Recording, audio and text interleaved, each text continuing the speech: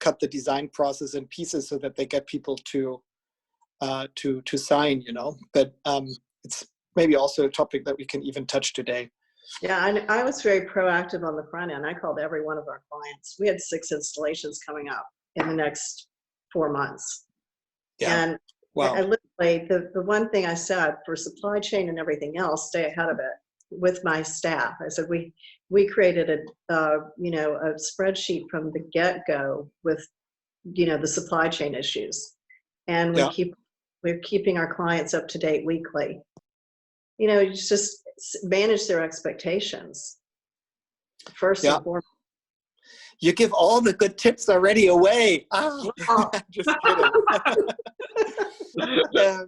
This is awesome. We already have over 300 people joining. Hi, everybody. It's 3:01, and we are already all like exchanging ideas and and experiences. I suggest we wait another minute, or two, and then we start the official part. It's always this awkward moment at the beginning where you don't want to speak already, about the topic, but it's kind of why we're all here. But you can study everybody's beautiful backgrounds. Maybe you look a little less at mine. I'm tucked away, in like the garage room. But you can clearly see who is an interior designer and who isn't. So I suggest that we start. I want to welcome everybody to today's online discussion and making yourself indispensable to clients. This is the 4th webinar of the series Business Survival Skills that Schumacher is hosting. And, always between 500 and 1,000 registrations, we are very proud that we can provide helpful content to the community and support interior designers, because we've just also discussed that, it's more important than ever that we stick together and that we use this incredible network to help each other. And thanks to the overwhelmingly positive responses we got, we're going to keep these webinars. And next Thursday, allow me 10 seconds advertising. We will host another webinar, Is Now the Timing to Rethink Billing Structures. Same day, same time, watch out for the invitation coming up next week. So I have today with me 3 exceptional people, creative minds and business powerhouses. And while I introduce them, I'm sharing my screen so that you can see some beautiful pictures. So I hope you see just the pictures. And so we start with Beth Webb. Beth is based in Atlanta and has not only decorated some of the most grandest houses in the South, she also published, now the Benni, technology. we're seeing your Word document also. Okay. So I close it. Thank you. I'm just trying out. I mean, there's nothing there you can't see, right? But it's much prettier. It's much prettier to see the full picture. So let me start this again because I think it's important. So Beth is based in Atlanta and has not only decorated some of the grandest houses in the South, she also published a phenomenal book that I own myself called An Eye for Beauty that really gives a very nice overview about, on her impeccable sense for design. So thank you for joining, Beth. Thank you, Benni. Then we have Palmer Weiss on here. Palmer is based in San Francisco, originally from Charleston. Palmer, for me at least, represents the most charming mix of the family and tradition-oriented South, together with this, embracing of new ideas from Northern California that I love so much. And you really see that in her style. But before coming into interior design, Palmer and I talked about it too. She worked in investment banking and retail merchandising. So I feel we have a really smart businesswoman amongst us too. So welcome, Palmer. Thank you for joining. Thank you. And then last but not least, Dan Fink. We couldn't imagine New York interior design without Dan, where you have designed many very prestigious homes. And although based in New York, you have projects all over, including also Palo Alto, LA, Maui, New Zealand. And Dan, it's really great to have you join today too. It is such a privilege to be here and a pleasure. Thanks for inviting me. So I'm really proud that we got this, video share or screen share going almost without one mistake in it. And I suggest And I suggest we get started. I would love to ask you oh no, sorry, I forgot one thing. So logistically, for everybody watching, you have at the top right corner, you can either choose between gallery view or speaker view. If you click on gallery view, you see the four of us all together at the same time. I suggest you do that. And then we're going to do like 30 minutes, a panel. We've prepared some questions. And then in the last 20 minutes, we're going to do a Q&A. So if you hover with your mouse over the Zoom screen, you see at the bottom Q&A, and you can click on there and like type in your question. I'm going to see it, and I'm going to read out your question. So let's go. To start, let's start with a little icebreaker. So I'm wondering, at least I'm in a week, where I have a really tough week, I must say. Suddenly it's really hitting me, and I really can't see these four walls around me anymore. So I was wondering, I might not be alone, and I'm so interested how, which corners of your home you have identified, that you really want to redo now that you've spent all the time there. Beth, do you want to start? Sure, Benny. I mean, the funny thing is, the one place I didn't think I would think about that whole redoing thing would be the kitchen. But for the first time, I mean, since my children were really small, I'm cooking 3 meals a day. And, my husband and I are having breakfast, lunch, and dinner together. He could speak to that subject. It's a little tedious. And, and I'm using that kitchen like it's like I'm wearing it out. And we live in a beautiful house. This is not, behind me is not the house we're in. I did the screensaver from our Schumacher show house room. But we live in a wonderful contemporary house in South Carolina. But, we're all spending so much time at home.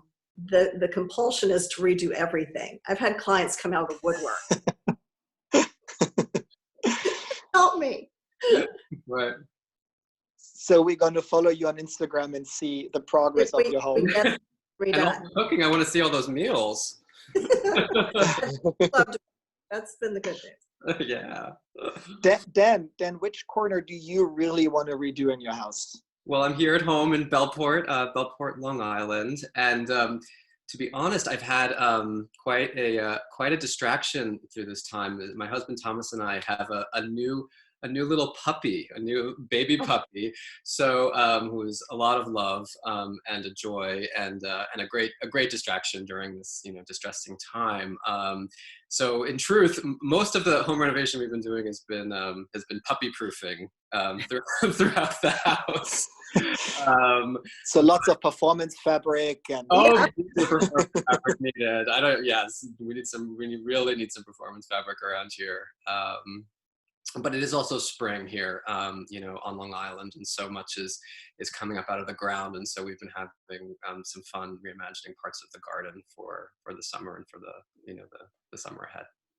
Awesome, thank you. And I imagine, Palmer, it's a little warmer in San Francisco than it is in New York, where I don't know, we have like 34 degrees in the night. Which corner are you really like targeting now? Well, pretty much all 4 corners, north, south, east, and west of my house need redoing. I've been a cobbler's son, for the last 15 years since we moved in our house, and just working so much and either focusing on working or being a mom, and really have neglected my own home. And I was sort of gearing up to work on my home anyway. And this has been really the pause and the impetus that I've needed to do it, both in terms of actually finding myself with a little bit more time and my staff with more time, but also spending so much more time in my house that I can't just dash out the door and forget about it. So as you've seen a lot of requests coming across to Schumacher, I'm redoing a lot. That's great to hear. All right, so I think, so I thought a lot about, if we think about how to make yourself indispensable, right? I believe that the most important step is to achieve that is actually to, understanding from your client what they need. And I would love to understand, Beth, maybe we start with you again, how do you try to find that out? How did you do that? How do you keep doing that? Well, I mean, when all this started, and honestly, we've been down at our house in South Carolina for about 5 weeks. But when all of this started, I literally reached out to every one of our clients, all the active ones, of course, and then many actually of our past clients that we love and have long-standing relationships with. And, more a compassion call initially than anything else, because I wanted to let them know we were thinking of them. Then we had, all the ones that we were actively working for and or in the process of building houses with. And, they have been so attentive and wonderful and actually really engaged, some more than ever, simply because they have so much time on their hands. So, the good news about being a residential interior designer is you are in an intensely personal, intimate relationship with your client. And I think that's been the case, and it will continue to be the case. And now that home is now more than ever our haven, I think we're seeing a lot of people really hyper-focused on their homes and really engaged with us. Interesting. Dan, how did you try to find out what your clients really want from you during this time? I mean, at the heart of the sort of the topic and the question is this sort of idea of service. And ever since I sort of got into this business, I've just always viewed it as much as a service business as a creative one. And so part of that is just an inherent level of problem solving for people. And this is a problem solving on a much bigger level than anybody expected or ever imagined. But the sort of the thinking and the thought process is the same. How can we understand where we are? How can we understand the roadblocks that we face? How can we circumvent them? Where are we paused? Where can we move forward? And having a kind of clear communication with clients helps them see that you care and makes them feel that that service was just so central to what we do. Yeah, thank you. Palmer, how did you go about this? How did you try to find out what your clients want? Because I also assume like everyone wants a little bit different things, no? Definitely. So I'm fortunate. I have, I tend to work with fewer amount of clients and work with them in sort of large scale and for long periods of time. So as a result, I've been very fortunate that really all of my clients have become very dear friends of mine.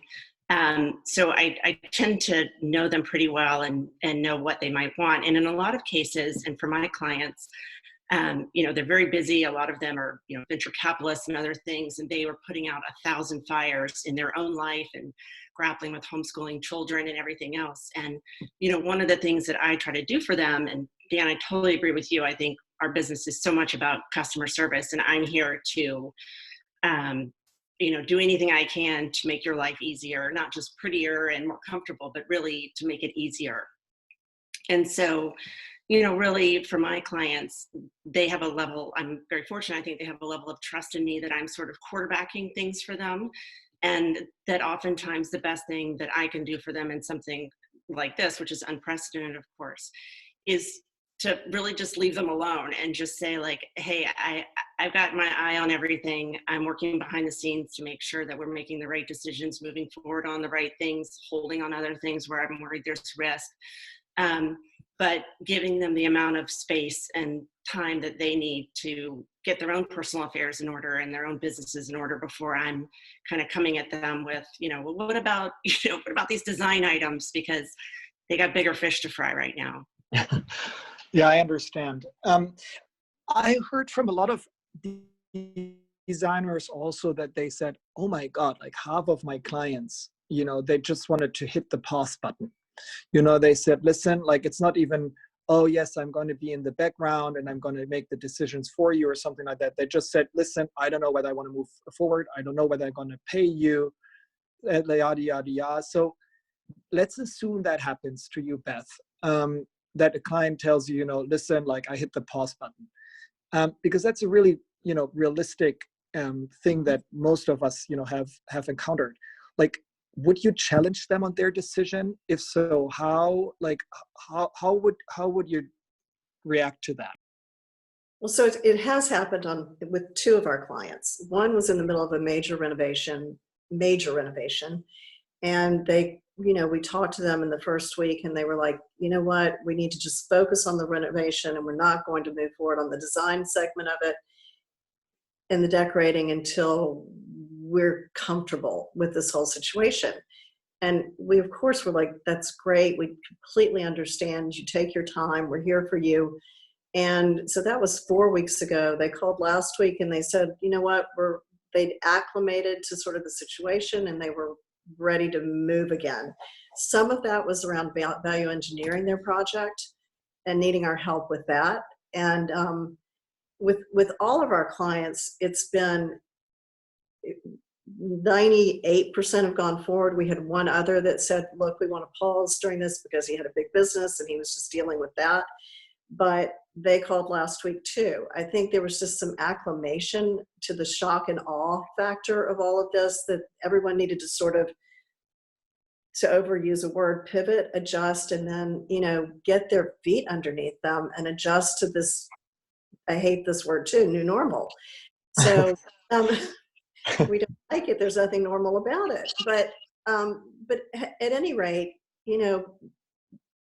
being compassionate and understanding was the most important thing in the hit the pause button, and saying, it's okay, I understand. And we'll be here for you when you come out on the other side. We've also had jobs that have been stopped because they've stopped construction in some places. So we have no choice. But in those instances, the jobs moved forward even if construction stopped. Interesting. Dan, did you experience similar things? Did you challenge your client on the decision, or did you also kind of give them like a lot of space with knowing eventually they would come back? We've had to be, pretty, respectful. We luckily, similar to Beth, and agree with everything she said, have been able to move, many, many things forward.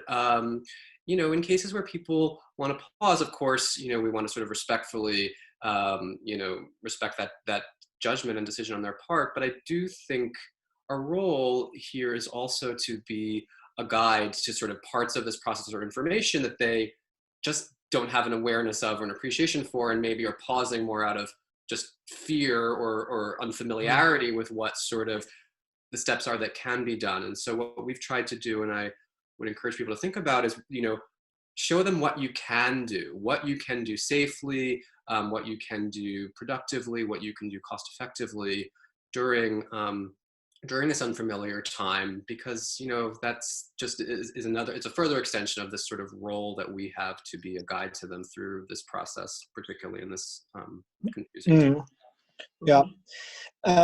Piggybacking or like building on that, Palmer, we discussed it also before, like a lot of time suddenly becomes available to you as an interior designer, if like half of your clients, or just 2 out of 5 or whatever, like hit the pause button, or like everything moves slower. So a lot of time suddenly becomes available, and tying that to how can I make myself indispensable to my client? How can I use that time to my advantage if I am an interior designer? Like, what are your ideas around that? Well, I think if I'm understanding correctly, that's a little bit of a twofold question. Like, one, how to add more value to your clients, and 2, what can you do in terms of reinvesting in yourself and your own business during this, if you have free time. So just quickly circling back to the client part, I mean, piggybacking on what the others have said, and also just it being such a customer service business, my clients say jump, I say how high. Like, I'm very focused on everything that is, I do whatever is best for them. And so if they want to pause, it's not about whether I'm worried about paying my vendor clients. Palmer, you're breaking up. What works for them. And, sorry. No, you missed my video? Okay. Mm-hmm. Sorry. Yes. So, so in terms of that, I think, again, I have a business background and a business degree, so I try to help them walk through how the decisions that they're making, if they're pausing or not pausing, are either going to cost you more later or not, and just think through that. I feel like that's my role, but at the end of the day, we do whatever it is that they want to do. in terms of the, found time, it's actually, I mean, it's horrible to say, like, this has been such an, dreadful situation for everyone for so many reasons, but there's silver linings everywhere. And for me, in addition to just found time with my family and my kids, Benny, I think, like, I won't even take in-person vendor meetings. I've never done a webinar before. I never, paid attention to Instagram.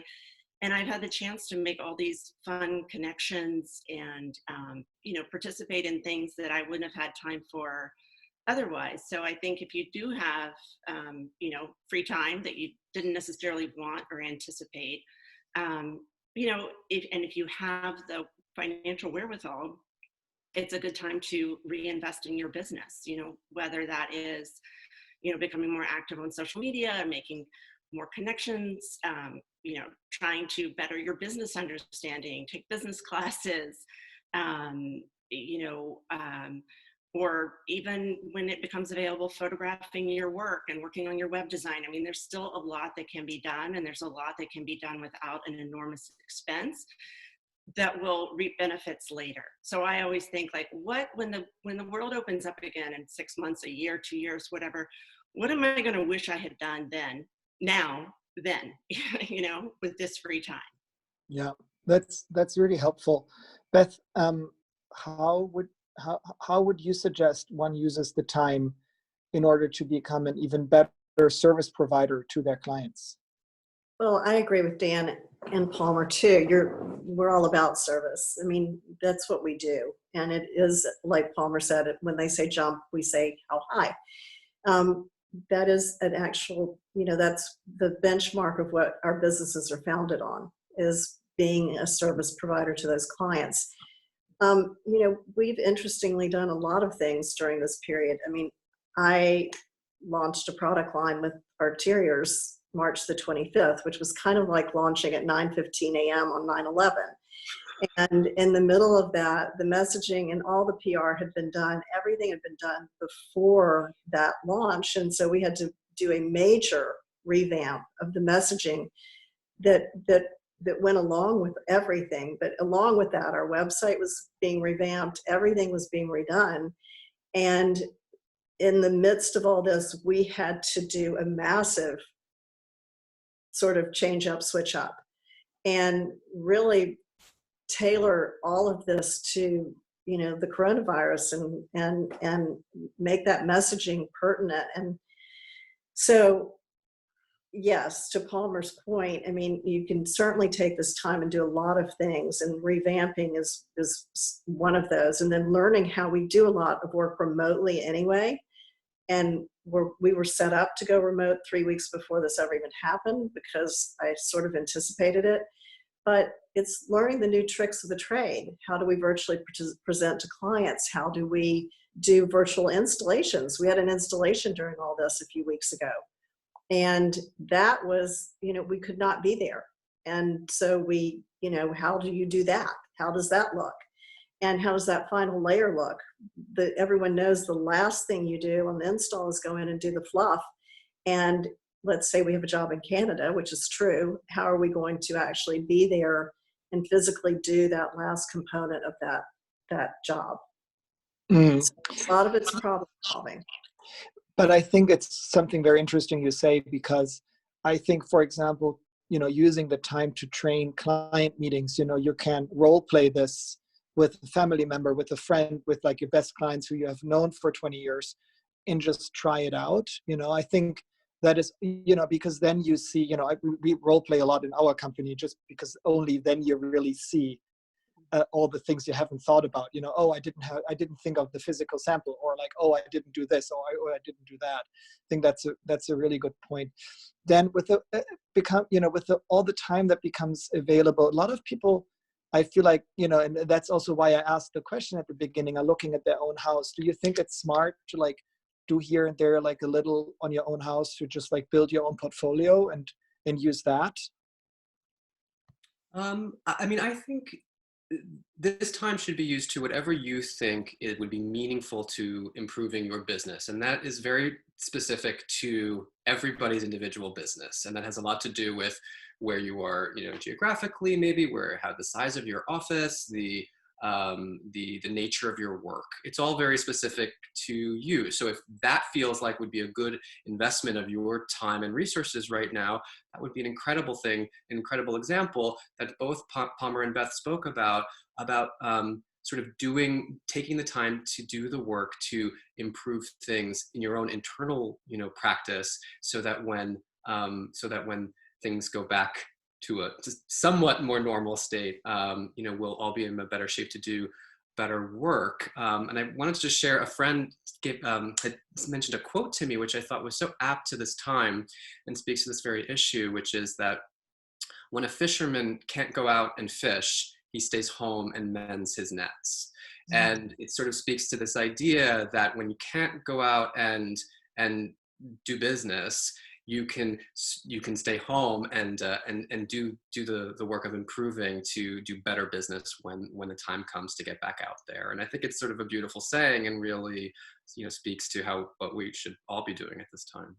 I'm very glad we are recording this, because I'm gonna, write this down once I listen to this again. It's a really beautiful quote. Thank you. Let me jump to the next question, Palmer, because we've been talking about, assume your clients, hit the pause button, and now we have more time. How do we use this? So we still should we still check in with our clients, although they said hit the pause button, how often, what is the excuse to call them? Because obviously you don't want to be like the annoying person knocking at the door all the time. Like, what would be your advice there? Well, I think that so much about this business is having a good emotional intelligence and having a good rapport with your clients. So I think that is a big fat depends, on the client. I'm sure every client is different. Their needs are different.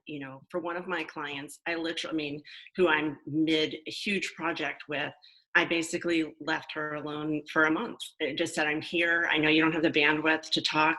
She's on the board of umpteen companies, and it was just going to be more stressful for her if I was pestering her. And then other people, do want to check in. So, I know that's a kind of a non-answer, but it is a big depends. I would say if you have to ask yourself, why am I calling them or why am I checking in? That's probably your answer, that you should probably leave them alone.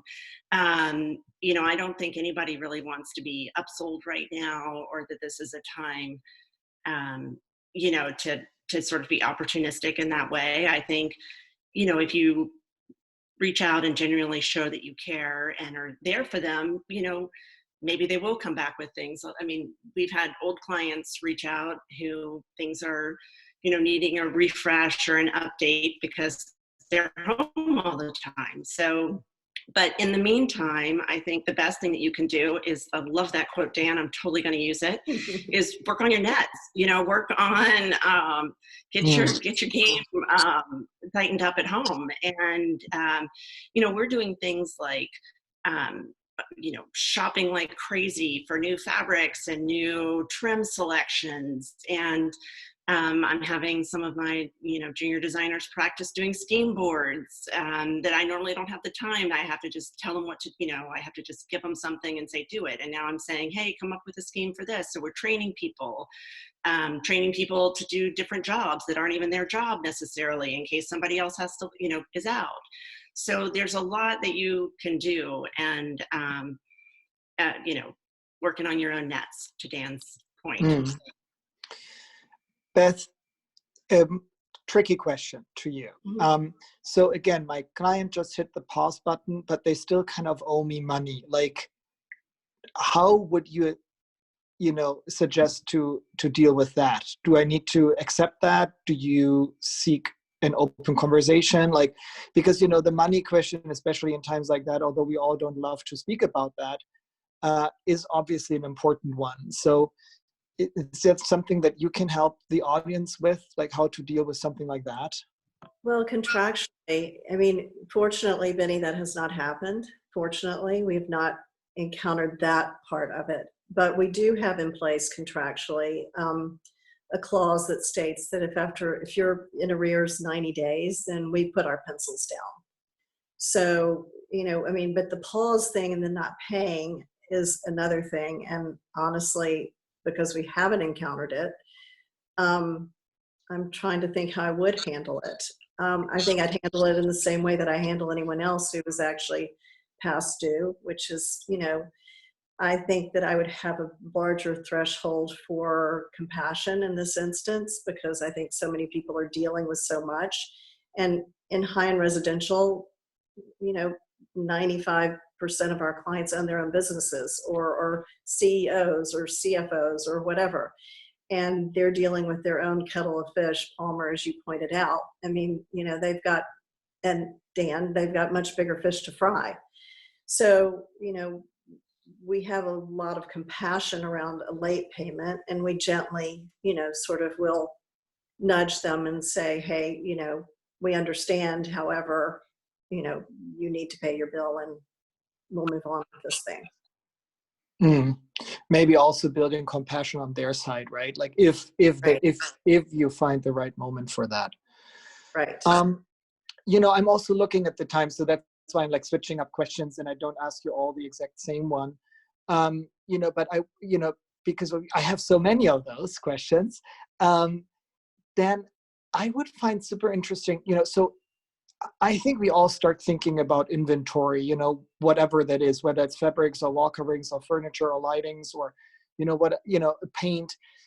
So they might be scarce going forward. Are you making your clients aware of that? Or is this like, are you starting to do this? Like, is that a way how to push some parts forward, some not? Like, how do you feel about that whole part? I don't know that it's a way exactly that we're using to push things forward. We're just really trying to invest in our greatest partnerships, which is that with our vendors. Our relationships with our vendors is everything to us. That's how we do business and do well and serve our clients in the most effective and meaningful ways through those relationships. And so we are just really focused on establishing as clear, open communication with our vendors, so that we know what they have, we know what they don't have, or will know, or they'll feel comfortable telling us with a really high level of transparency, which then we can use to make informed decisions as we present things to clients or find alternatives as things become more scarce or unavailable. So, establishing those communications with our important vendor partners is really important right now. Palmer, how do you do that, and how do you find out what's getting scarce and what not? Right.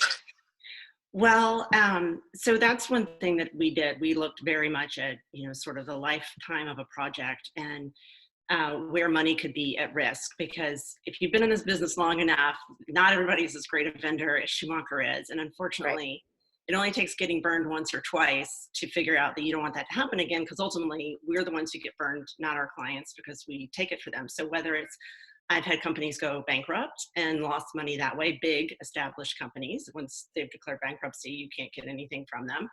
And I've had people that I thought were very reputable vendors who were in the pages of all the glossy magazines who were total fraudsters and running, pyramid schemes. So I think you have to be very careful when you are putting money to work right now that you have 100% or a very high degree of certainty that people are going to be able to produce what they say, no matter how well-intentioned they are. I don't care if it's your lovely workroom or, or a huge fabric house. If people, go belly up, unfortunately, there's not going to be a lot of repercussion for you. So, things that we're doing, fabrics and stuff that are in stock, pull the trigger, let's go, ship it. It'll be more trouble to reshop it later than it is now. Any in-stock items, antiques, works of art, things like that, no problem. But, for certain things, if it is something where you have to put a deposit down and there's a super long lead time, and I don't know the president like I know you, we're pausing in some cases. And we're just being very transparent to our clients and saying, here's the risk. Worst case scenario, you're dead comes 2 months later than it should have come. But on the other hand, we lose $10,000. And so, which is very methodical about how we purchase and what we're purchasing at this time. Thank you. We have a couple of questions that came in to all of those, different topics we already discussed. So I thought I'm squeezing in a couple of those before I jump back to some of the questions that I've prepared. So Erica asked, and I think this goes to you, Beth, how did you actually end up doing this virtual installation, in Canada? Well, actually, we haven't done Canada yet. This was one that the client had closed on a house, and we have been working on their now house, new construction, for almost 3 years. And it was right as the city shut down, and we had to go ahead with the installation. The client insisted on it, or we would have waylaid it, just from an ethical standpoint. But, so we had our installers, and we sent them floor plans, furniture plans, lookbooks for each and every space. And then via FaceTime, we watched them through the whole install. And, I said to our freighters, I said, if you're comfortable doing it and going in the house, I'm not going to make you do this, but they were. And they agreed to it, and they said they were fine doing it. The client was fine with it. And, we just promised the last layer when sort of the fog lifts and we can get in there and actually finish the job. So, but on another note, we are looking at 2 very remote, sort of not remote, but one in LA and one in Canada, which involves, my team getting on planes, staying in hotels. Canada is the same way. So we know we can do the virtual, just sort of get the furniture in and get it in place.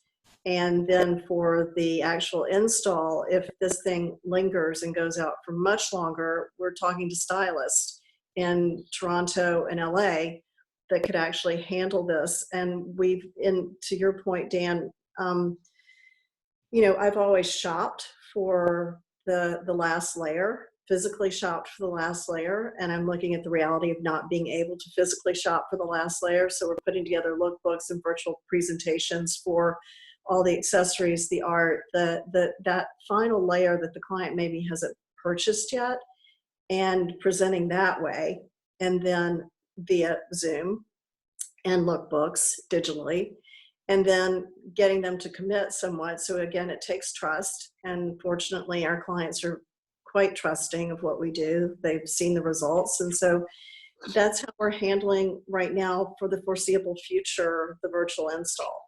Super, super helpful and interesting. Thank you, Beth. I got another question that is maybe a little tougher, so I just read it out to you, and whoever knows the answer or wants to answer first, you're just going to go about it. So Karine Eckerson wrote that she normally collects balance upon installation, and now she has a few rooms worth of furniture waiting in the warehouse indefinitely until the client are comfortable with the installation. How to deal with this new problem? You might want to change your contract. It's, I feel very strongly that, we are not banks. We're small businesses. We don't have any obligation to advance money on on our clients' behalves. Most of us, our clients are wealthier than we are. So, I'm not being flip. I know that this is not necessarily helpful now, but in general, anytime you pay the vendor, anytime you're out of money, you should have that money in advance from your client. You should not be extending any money. And I guarantee you that if all of these things are sitting in a warehouse, they've all been paid for by her. So in general, I would change that practice going forward. But in the meantime, I do think it's fair to ask for the balance from the client. These are extenuating times. You've already extended the money. You could show them pictures of the items or anything else. They're there, they're real. And obviously, or maybe hold 10% back or something like that until after the installation. That's great ideas. And I also think, Palmer, you said something very smart too, to say, reread your, go back to, knitting the net and check on your agreement that you use going forward, so that you don't run into these problems again. And I think, there's a lot of sources where you can do that. Somebody else asked, what are your favorite vendors for upholstery besides Schumacher? So do you all want to tell us one? It's totally fine. This is not, this is not a Schumacher branding thing. So, I think this is absolutely important for people. Who do you trust? I don't know whether you want to.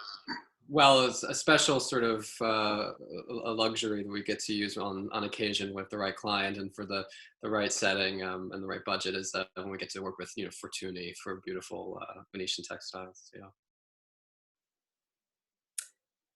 For upholstery, Betty, I mean, it is the greatest luxury in the world when we get to do custom. And I love Jonas. I love the guys at Jonas. Yeah, we have similar. We have an amazing custom workroom in San Francisco named Hardesty Dwyer. But I will say, these are extremely, high end and and costly, but worth it if you can do it. But, I think that Lee Industries is a great upholstery vendor. Not a ton of customization options, but a lot of great pieces and very affordable. Yeah.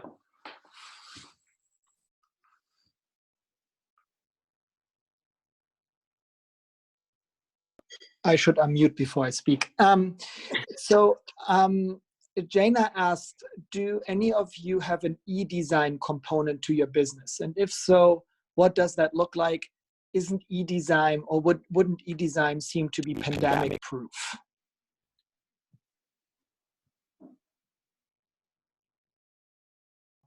What do you mean by e-design? So I think by e-design, means that you just pretty much offer, virtual consultation, and that you basically offer the whole design process remote through the internet, and that is basically just another revenue stream that goes beyond, physical contact that you need to have. Does any of you guys do that? Not yet, but in the future we very well may. And I think that this is sort of a really interesting, what all of this is prompting is sort of a modernization of the way we're all thinking about working and doing business in the 21st century. And there's just this sense that so many of these things were beginning, and again, to speak of sort of one of the maybe silver linings that is coming out of all of this is a more sort of an acceleration of that kind of more modern way of doing business. The interior design industry has really deep roots and a lot of traditions and a lot of structure around ways that things have been done for a really long time. And I think that this time is forcing us all to question and think about how we're going to be working in a more modern world. And I think that this is a really, this notion of e-design may be something that is more real and relevant to us all very soon. I think there's, Benny, I don't know if you want a second answer to that or if you want to move on. Yeah. I think of kind of two different things when I think of e-design. I mean, one is sort of what we're doing right now, just taking our existing businesses and making them, more user-friendly remotely, whether that's having meetings by Zoom and having a Dropbox full of all the appropriate material and everything. Same super high touch, high customization, big projects running deep. We're doing that. But I think when people think e-design, I think they think of more of like a sort of automation or mass marketing of design. And, somebody's going to crack that nut and be successful with it. It's not something that I necessarily foresee my business doing. So much of the value I think that I add, or that I think my clients think that I add, is knowing them so well and being able to take on multiple roles from them, from, quarterbacking, architecture, construction, and everything else. And the e-design component, I think, e-design kind of sort of automation to design, and that's just virtually impossible. There are no two design schemes are the same. There's no one size fits all outfit you can send somebody for their house. That's my personal opinion, but somebody's going to figure it out and get real rich. But I also think, Palmer, I mean, I agree, right? We do not know what the future brings. I just also believe, from what I see from outside as a business person, is that exactly this relationship and this empathy part is where you charge your emotional, or the emotional premium, and where you have much better margins, at least at currently, you know. So I think that's also just important to say. I think the more virtual you go, the more down market you probably go, because it's harder. Yeah.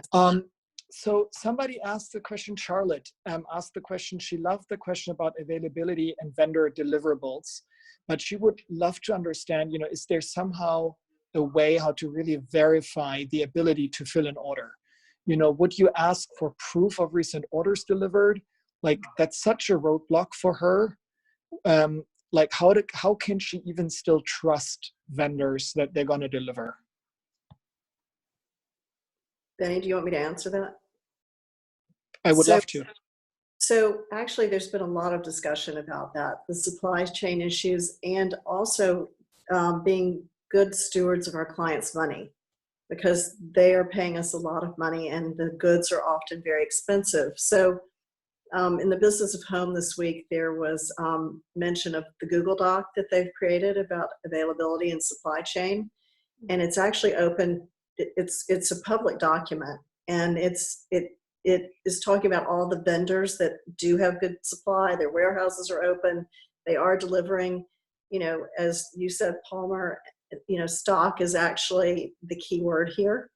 And we're trying to stay very far away from custom, particularly during these times, because I started out telling my clients that we're in the midst of purchasing and or had just purchased, that I think they're looking at an 18-week delay, which I think could now be longer. And we've tried to be very proactive about conveying those messages to each and every one of my clients. I don't want them calling me. I want to call them before they call me. And I think that's just good stewardship. And so, you know, we've also, like Benny, for instance, you called me literally days into this saying, how can I help you? And the best vendors are the ones who are going to call you and say, we're here for you. How can we help you? And they're going to tell you where you're going to get in trouble. And they're going to tell you so, you know, anything we're ordering right now, we're checking with the vendor and or the showroom before we ever place that order. And percentages are changing too, as far as deposits are concerned. So, you know, that's another thing that I'm looking very hard at. And I think there was a rumor that Amex was going to cap the thing that they would guarantee on your card at $10,000. And of course, that's, you know, in the high-end realm, but we put a lot on Amex for protection purposes. So we're looking at all of those things because we do want to be good stewards, and no one knows how this thing. If they made it through the last recession, they probably have sort of more muscle memory as to how to weather this storm than those companies that are a little newer. And anyway. Yeah, I think this is extremely helpful, Beth. And I think there were a lot of very good tips for everybody who is listening. Another interior designer, Carla, says, you know, that and asks what to tell her clients that keep getting online and finding the same items less expensive. It never had happened to her before, but now with COVID and every kind having a lot of time and a lot of creativity and becoming hobby designers, I was waiting for this question, because obviously, like, people think like, oh, why don't I do parts of this job? What would be your response? Maybe we just give it a 30 seconds response for one of you, because I'm sure every single one of you has been running in that problem pre-COVID even. Yeah, I mean, I think that there is an extent, and this is, again, an opportunity to go back and revisit sort of contracts and also think about where we add value in the design process and figuring out ways that you know, we are compensated for our work in a way that is, you know, that is clear beyond even just a sort of a procurement aspect, that there is, you know, actual sort of, that there's enough value in your time and work around the creative ideas of introducing your clients to that piece of furniture, which they may then discover they could find online less expensively. But we need to make sure that there's just a clear understanding of the value of our work creatively, beyond just being, being a purchasing agent and making money that way. Yeah. Thank you, Dan. Do you guys, so somebody asked, do you guys have a business insurance that, she just opened a new business, hasn't done that yet, and asked, and how specific is that? Can, if an installation mistakes happens, or you drop in a chandelier that is worth $20,000, like, does that something like that cover? I obviously can't answer that question. I don't know whether you guys can. Well, you definitely want, I can't go into all the complete nitty gritty of it. Somebody in my office could. She's probably on the other end of this webinar, but you definitely need insurance. I'm a big fan of insurance, of course. Not only do you need property insurance, and that's in, workers' comp insurance if you have employees, but you need professional liability insurance, because that's, that goes for if you make a decision, if you put a piano on top of a glass floor and it falls through, you should have known better than putting a piano as your acting role as an interior designer. So it's an extreme example. Nobody would do that, but it illustrates the point. Then, you also need to make sure that all of your goods are insured. And a lot of times, because of the value of our projects and because of how long things stay in a receiver for everything to arrive to be installed at once, it maxes out all sorts of insurance policies. So we then make homeowners make sure that things are covered under their homeowners insurance as well. So I'm not an insurance agent at all, so I don't know, but this is a great time. It only takes, one accident to regret not having it set up in the first place. Yeah. And this is obviously in the spirit of, and this is obviously in the spirit of giving advice, everybody should check with their own, insurance broker, and so on and so forth. Missy asks, what is your best advice for gaining new clients beyond word of mouth and advertising, especially now in the days of Corona? I would actually add to that question, is it now the time to find new clients, or is it more about like building your own brand? But that is just, how I would add to that question. Beth, I don't know, what's your opinion on that? Well, interestingly, in the first couple of weeks of lockdown, when the lockdowns all started, the architects that we work with very closely were getting projects every week, because a lot of people look at this as an opportunity. And I was just on a call with the board that I sit on, and they were saying the same thing. There was another architect who said, because of the freeing up of certain things, people were anxious to get started on projects, or they had more time. So we actually got 2 new projects in the middle of this, and 2 new clients called, bizarrely enough. You could have knocked me over with a feather, because that was not what I was expecting.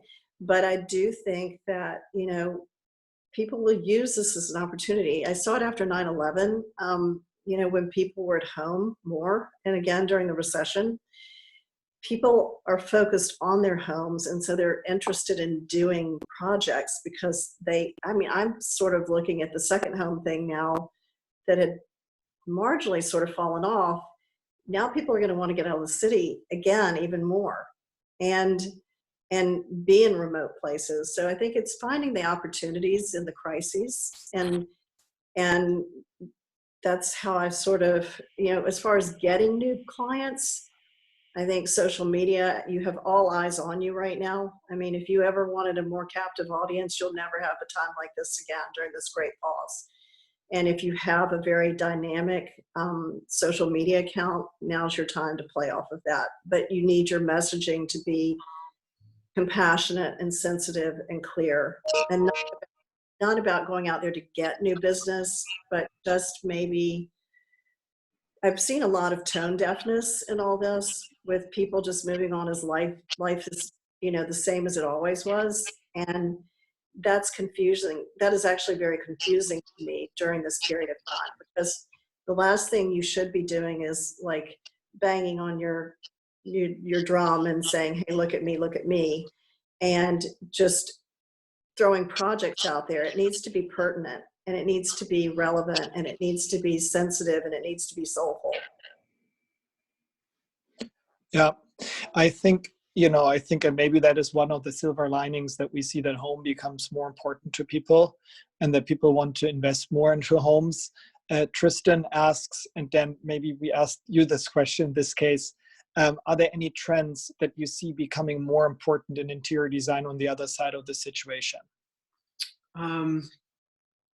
It's funny. I'm not one so much to sort of focus on or follow trends. I think actually maybe the trend is sort of a simplification of, I think there's sort of a simplification of values that's sort of happening across the board, and which speaks to this sort of notion of home at the center of it as a really sort of important thing. And so I think there's just a simplicity in that I think design design for so long has sort of felt this need in so many ways to sort of be showy or attention grabbing, or sort of really sort of captivating either for social media or for marketing purposes. I think there's just going to be a returning to a more a simpler sort of approach to it all, that's just more grounded in beauty and good design, and I'm looking forward to that. So I don't know that I'm seeing it as a trend, but I certainly hope it will become one. Palmer, how do you see that? Like, how do you see the interior design world shifting? To echo what Dan said, I'm definitely not a trend person. I'm sure I fall prey to them, and I'm sure, but I don't know. I don't really ever think about things in terms of trends, at least consciously. So, but I do think, people, obviously, I think in general, there'll be less pretension, to your point. I always have felt that it's important that homes feel comfortable and inviting and lived in and livable, and welcoming to dogs and children and all sorts of things, and so I think that will always continue to be the case, but it'll be real important that what's in your home is pleasing to you first and foremost, and not something that you bought because you think it'll look good to somebody else coming over. So, and maybe kitchens will become a lot more important, because I've never cooked so much in my life, and I'm not a cook. Beth is the best proof, I guess. We have a great kitchen, don't get me wrong. Oh, would you better. So I'm already inviting myself, Beth. As soon as I can grab a plane, I'm going to be down in South Carolina. Maybe as the last question, so what can we learn from all of this, also from prior crises? Beth, you've mentioned 9/11, but also in California, Palmer, with mudslides and fires, financial crisis in 2009 and 10 and so on. Like, have you had clients that felt even more loyal to you after? Why? Like, just to tie it back to, your client relationship, because I just refuse to look at all of this as a challenge, right? I also look at this as a huge bonding opportunity, as an opportunity where we can be there for each other, where we can help each other. And I think this can go across, the design community, to our clients or to our vendors. So like in whichever direction, up, down, left, right. Beth, what have you learned from like prior crises crises that like helped your relationships? Well, we've gone through plenty, and I'm actually long in the tooth. So we have been through 9/11, and we've been through a recession, but aside from those and those separate incidents, I've had clients who lost everything in the middle of the dot-com, debacle. And they literally went from having 4 houses and 2 planes to like nothing. And during all those moves that we had to do for them, it was they call it trauma bonding. So, we were there to help them every step of the way. It's just like when you have a client that suffered a fire, or, I've had several clients lose spouses in the middle of new construction projects. And it goes back to the intimate relationships that we have with our clients. We are very much a part of their families, and we are very much a part of their home, and we're very much a part of their infrastructure. So I think that this is another opportunity, case in point. I mean, it was, Easter week and Passover last week. And it's a time where, we've cut every single bit of fat from our bottom line. And yet I was like, let's send all of our clients that we love and are active now, and all our clients that we love and are no longer doing projects with us currently, high camp gardenias for the holiday. And there was such a huge outpouring. I mean, I got text messages, phone calls, emails, and it was a gesture. It was a small gesture on our part, but it was one that, we wrote a note, and it wasn't a marketing ploy. It was actually truly, we care about you, and we're here for you, and we're thinking of you, and we know that you're in the same boat we are. This is a universally leveling experience for all of us. Who you are, or where you've been, or what you do, it's impacted everyone, and profoundly. Thank you, Beth. Dan, what is your experience? What did you learn from prior crises, and how did that help your client relationships?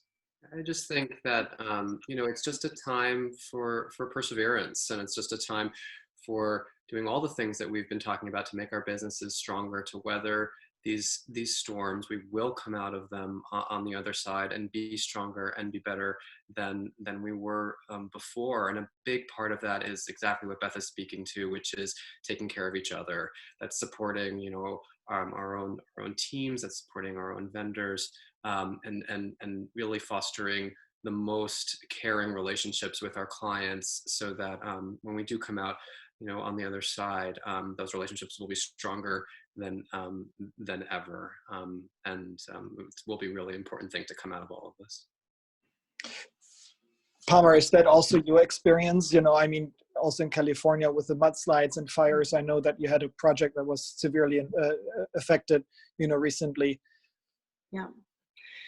Yeah, absolutely. I mean, we worked, so for one example that Benny's speaking about, we worked on a very large project in Montecito over the course of 4 years, which should have taken 2.5 years, but it was, in the midst of mudslides and fires, and, there were hundreds of people working on this house, and lots of people were impacted over the course of it, and nobody in the client's family, thank God, was hurt, and the project was done. But, we are parts of their family, and, so we had to do a lot to get through that. And actually, that client was the first person to call me the day that all this happened to see how I was doing, which was so lovely. I mean, he's a big time important, CEO, and just, want to check in and see how I was doing, which was so lovely. And I do feel optimistic about everyone getting through this stronger. And it's not just that, we not only have relationships with, our vendors, when you're doing construction projects and things, it can get tense. And I was literally, the day that San Francisco went on shutdown, I was on a project a lot, because we have competing agendas, where we both want to do the best for the clients, but we have different ways of looking at it. And we spar sometimes. And, I've texted with him like almost every day since this happened. And I guarantee you that we'll have a better working relationship when this is over. And I think it just humanizes everyone, from the clients to the vendors to the other designers. So, not to sound sappy, but hopefully we'll all come out of this, stronger and more united and more human. Thank you, Palmer. Thank you, Beth. Thank you, Dan. This has been incredible. And I want to read 2 comments, just, 2 exemplary comments that we got in the chat, but I think they're really, really nice. And I want to pass them right along to you guys. You all rock. Thank you so much for being here for all of us. It's so nice to see your personalities behind your highly regarded work. Thanks for your insight and your inspiration. And the next one is, I agree, this panel along with the prior 3 is excellent. Thank you for assisting the industry in this way. And thank you to the panelists for sharing your insight. I couldn't really say it more beautifully. I really, really thank you three for taking the time, helping the industry, and really, sticking together and sharing your insights.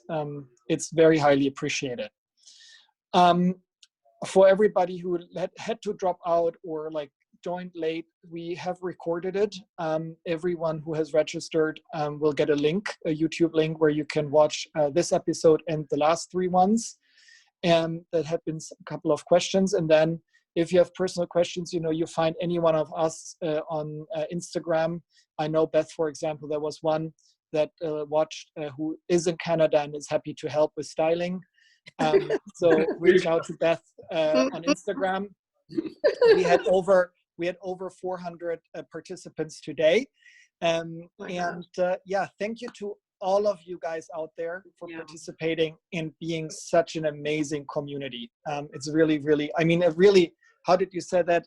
It's crisis bonding here at its best. Thank you, guys. Thank you, Beth. Thank you, Palmer. Thank you, Dan. Much. Thank you. Thank you.